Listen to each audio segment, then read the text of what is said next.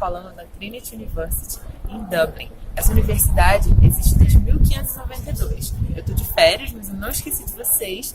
Então hoje nós vamos falar um pouquinho de fármacos opioides e fisiopatologia da dor.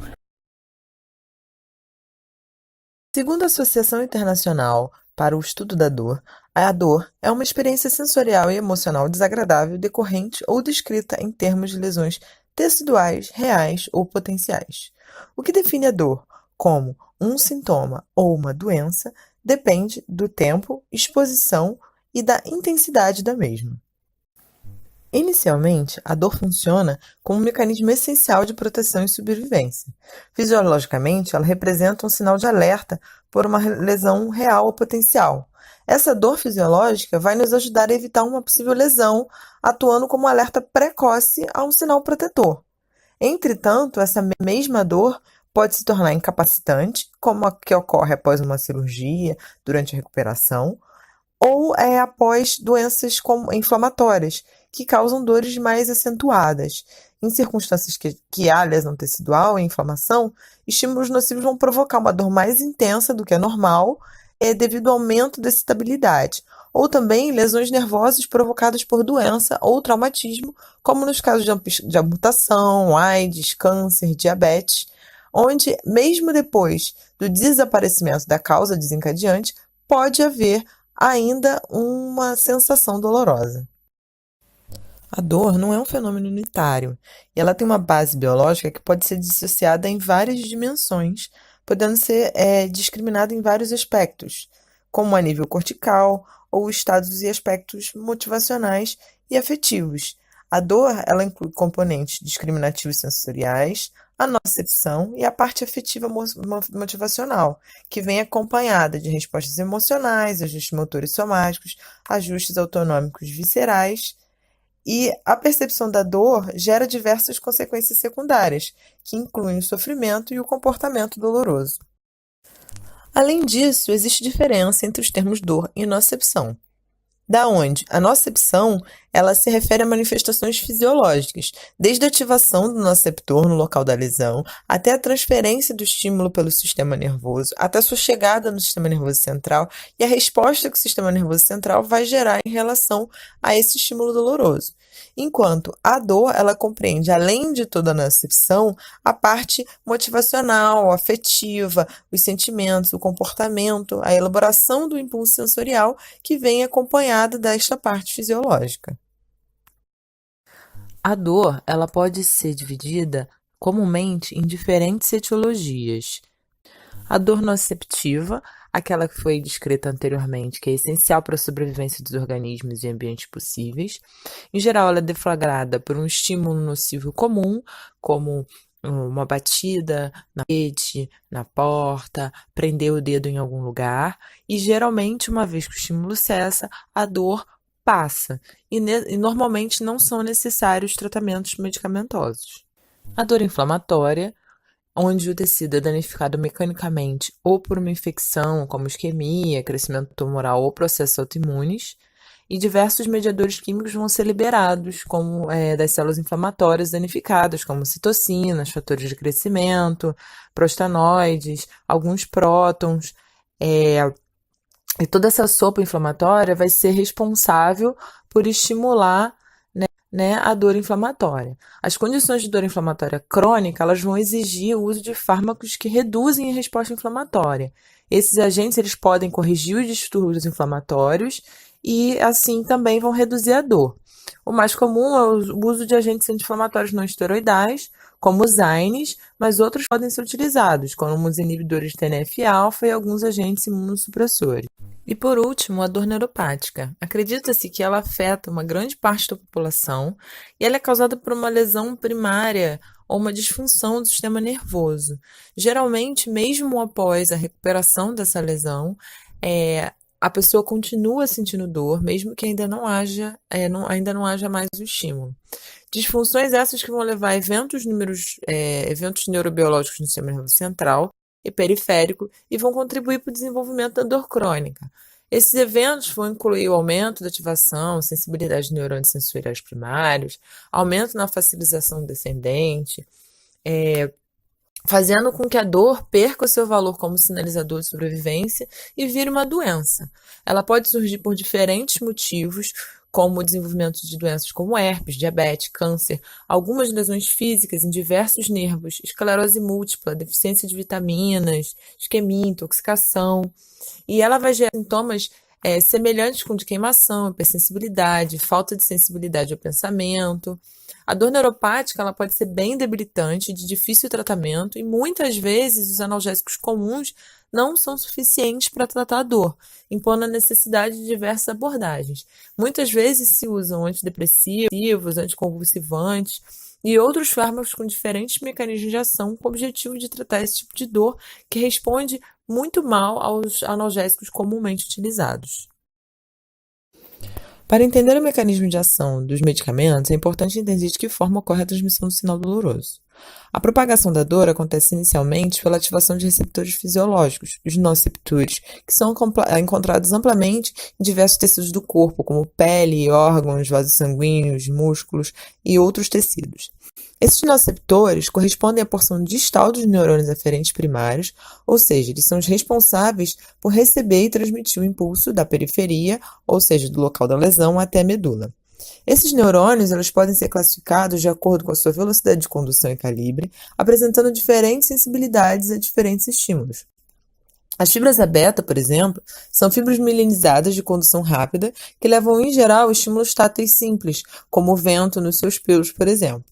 As fibras A-delta são fibras pouco mielinizadas de velocidade intermediária que respondem a frio, calor e estímulos mecânicos de alta intensidade, como bater em algum lugar. As fibras C, que não possuem mielina, elas conduzem lentamente e respondem a diferentes estímulos nocivos, como frio, calor, estímulos mecânicos intensos e irritantes químicos. Uma vez que há ativação dos nociceptores, isso leva à deflagração do potencial de ação. Eles são induzidos à liberação, as terminações nervosas elas são induzidas à liberação de neurotransmissores nas terminações axônicas no corno dorsal da medula espinhal. Então, das raízes dorsais, será feita uma sinapse com os neurônios do corno dorsal, tanto interneurônios como neurônios secundários. Os interneurônios eles podem agir regulando a sinalização, ou por estimulação ou por inibição, e também gerando estímulos para outros sistemas. Enquanto os neurônios secundários eles vão transmitir a informação para o tronco encefálico e para o tálamo, que posteriormente vão transmitir sinais ao córtex, hipotálamo e ao sistema límbico, que são regiões responsáveis pelo entendimento da dor, o comportamento emocional e aversivo da mesma. Falando especificamente dos nociceptores, eles podem ser tanto canais iônicos quanto receptores especializados, a maioria acoplado à proteína G. Eles são ser responsáveis por mediar a despolarização, gerar um potencial de ação e sua sensibilidade, como já dito anteriormente, pode ser a diversos tipos de estímulos diferentes. Grupos de nociceptores são sensíveis, por exemplo, à dor térmica e a diferentes grupos a diferentes temperaturas.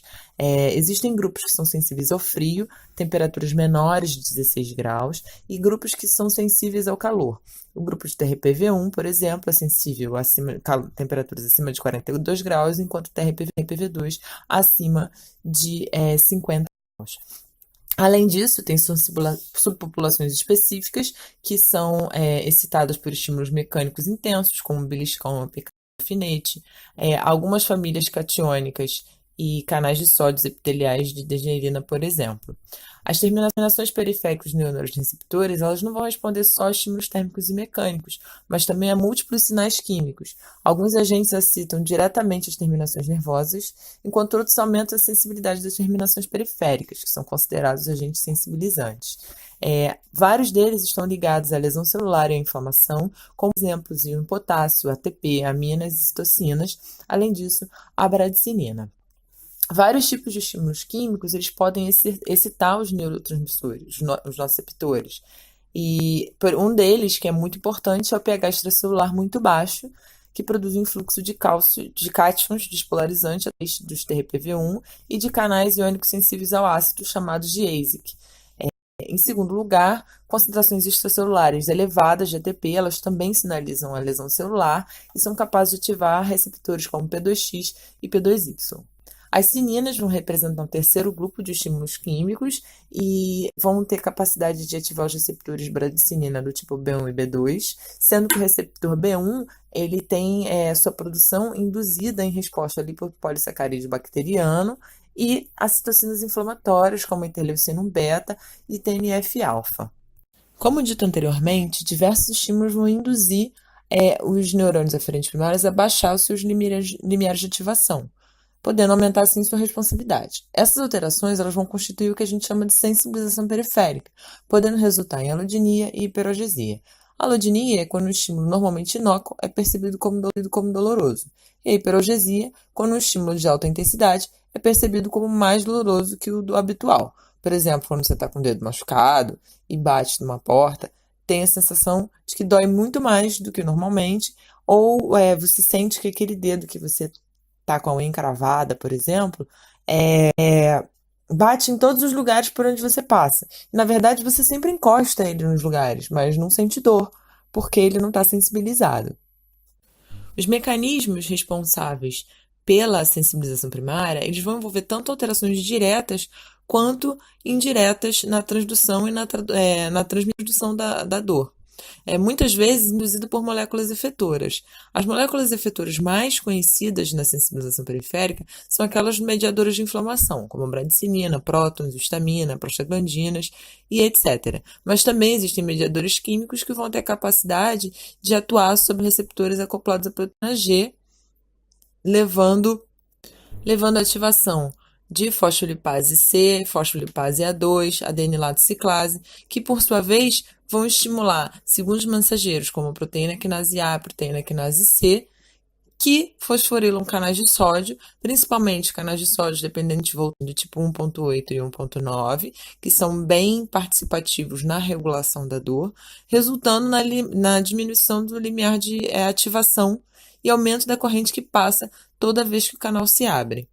Além da sensibilização periférica, os mediadores inflamatórios eles vão estimular também a liberação de neuropeptídeos, como a substância P e o CGRP, e essas substâncias elas vão ter a capacidade de levar a vasodilatação, aumentar a permeabilidade capilar, contribuindo para a reação de pápula e eritrema, que é um segundo sinal da inflamação. Além disso, eles também vão induzir a liberação de histamina, TNF-alfa e o recrutamento de ativação de granulócitos. Esse momento da inflamação, ele é um potencial alvo de ação, por exemplo, de fármacos anti-inflamatórios. Uma vez que o neurônio aferente primário ele é ativado pelo nociceptor, quando o estímulo chega no corno dorsal da medula espinhal, o neurotransmissor responsável por mediar a transmissão excitatória entre os neurônios primários e secundários é o glutamato.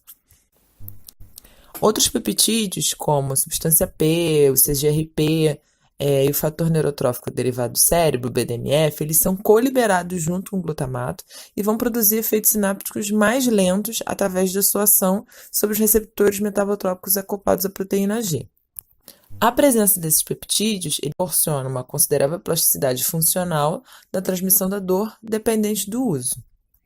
Geralmente, esses neuropeptídeos eles são liberados quando existem estímulos dolorosos muito mais altos. Eles são liberados com uma frequência muito menor do que as fibras são ativadas. Geralmente, você precisa de estímulos dolorosos bem constantes para a sua liberação acontecer. Então, como eu estava falando anteriormente, a alodinia e a hiperalgesia, elas podem se estender além do local da lesão primária. E isso a gente vai chamar de algesia secundária. Isso acontece quando a gente tem a ativação constante das fibras primárias, fazendo com que haja uma alteração na plasticidade do corno dorsal da medula espinhal, que a gente vai chamar de sensibilização central.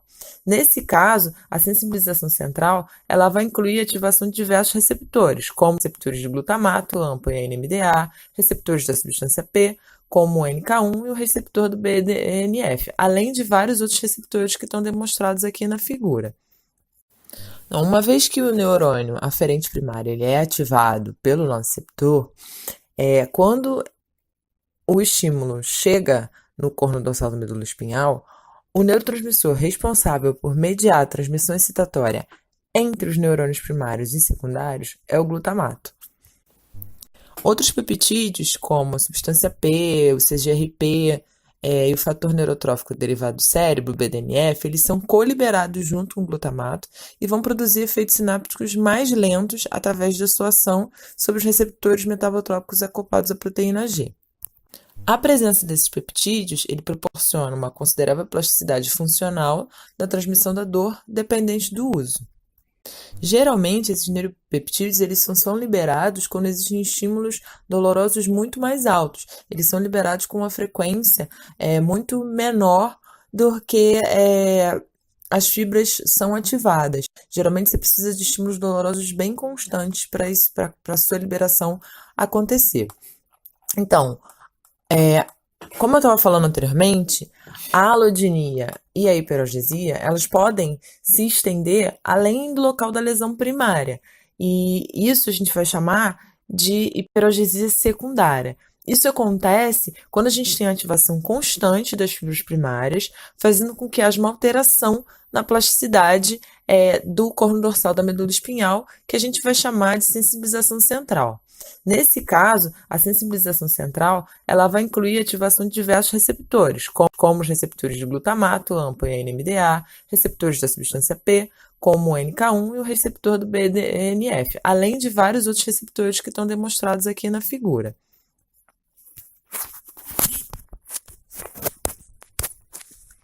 A sensibilização central ela pode desaparecer lentamente após o cessar do estímulo indutor. Entretanto, em casos de lesão e inflamação crônica, a gente pode produzir um estado de sensibilização central que persiste com o decorrer do tempo. E em casos mais graves, como por exemplo na dor neuropática, mesmo que não haja um estímulo acontecendo, e mesmo muito tempo depois do término do estímulo, o indivíduo pode continuar sentindo dor, e esse é um caso onde tem um difícil tratamento. Bom, agora que já foi feita uma introdução à fisiopatologia da dor e já sabemos um pouco mais sobre o assunto, na próxima aula eu vou elucidar como funcionam os fármacos opioides, seu mecanismo de ação, efeitos diversos, tipos de fármacos que nós temos disponíveis hoje.